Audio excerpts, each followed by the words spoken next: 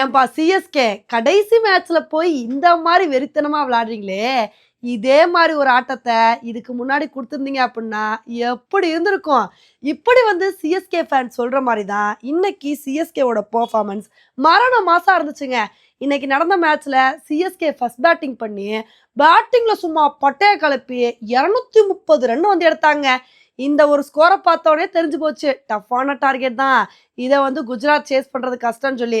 இருந்தாலும் குஜராத் வந்து ஸ்டார்டிங்ல இருந்து அதிரடி காட்டுவாங்க, கொஞ்சம் டஃப் கொடுப்பாங்கன்னு பார்த்தா இன்னைக்கு சிஎஸ்கே தாங்க பவுலிங்ல வந்து அதிரடி காட்டினாங்க.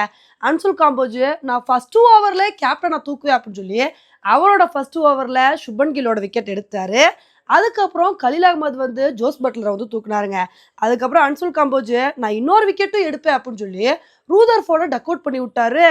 மாற்றி மாற்றி 3 விக்கெட் போனவனே ஒட்டுமொத்த நம்பிக்கை வந்து சாய் சுதர்ஷன் மேலே தாங்க வந்துருந்துச்சு. எப்படியாவது தமிழக வீரர் சாய் சுதர்ஷன் குஜராத்தை காப்பாற்றிடுவார், அவர் நல்ல ஒரு இன்னிங்ஸை கொடுத்துருவாரு அப்படின்னு எதிர்பார்த்தாங்க. அவரும் அதுக்கு தகுந்தாப்புல கொஞ்சம் ஸ்டெடியாக தாங்க வந்து விளையாண்டுட்டு இருந்தாரு.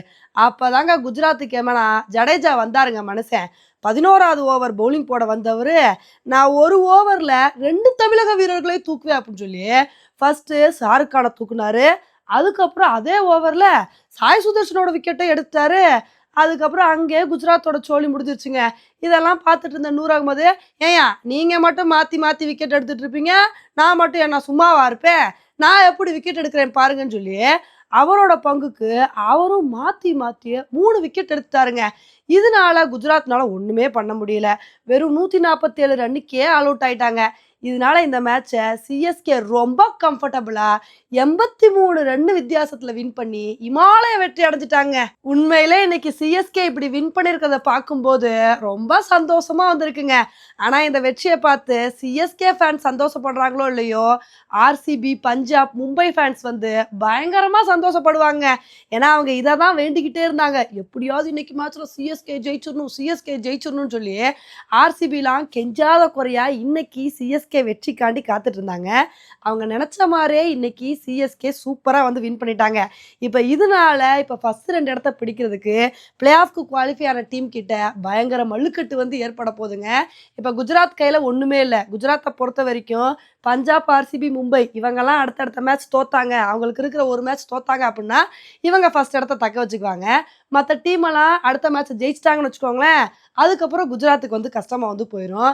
இப்போ இதில் தான் குஜராத் என்ன புலம்பாங்கன்னா, ஐயா இத்தனை மேட்ச் தோத்திங்களே ஐயா, ஏயா இன்னைக்குன்னு பார்த்து என்னை இந்த அடி அடிச்சிட்டிங்க அப்படின்னு சொல்லி புலம்புற நிலமையில தான் இப்போ வந்து குஜராத் வந்திருக்காங்க. உண்மையிலே இன்னைக்கு மேட்ச்ல சிஎஸ்கே கொடுத்த பெர்ஃபார்மன்ஸ் ரொம்ப சூப்பராக இருந்துச்சு. இப்போ இதே மாதிரி சிஎஸ்கே அடுத்த சீசன்ல இதே மாதிரி ஒரு பெர்ஃபார்மன்ஸாக கண்டினியூ பண்ணணும் அப்படின்றதான் நம்மளோட ஆசையாக வந்திருக்குங்க. ஓகே ஃப்ரெண்ட்ஸ், இன்னைக்கு நடந்த இந்த மேட்சை பற்றி நீங்கள் என்ன நினைக்கிறீங்க அப்படின்றத என்னோட கமெண்ட் செக்ஷனில் வந்து போடுங்க. இதே மாதிரி இன்னொரு வீடியோவில் உங்களை வந்து மீட் பண்ணுறேன். Bye friends.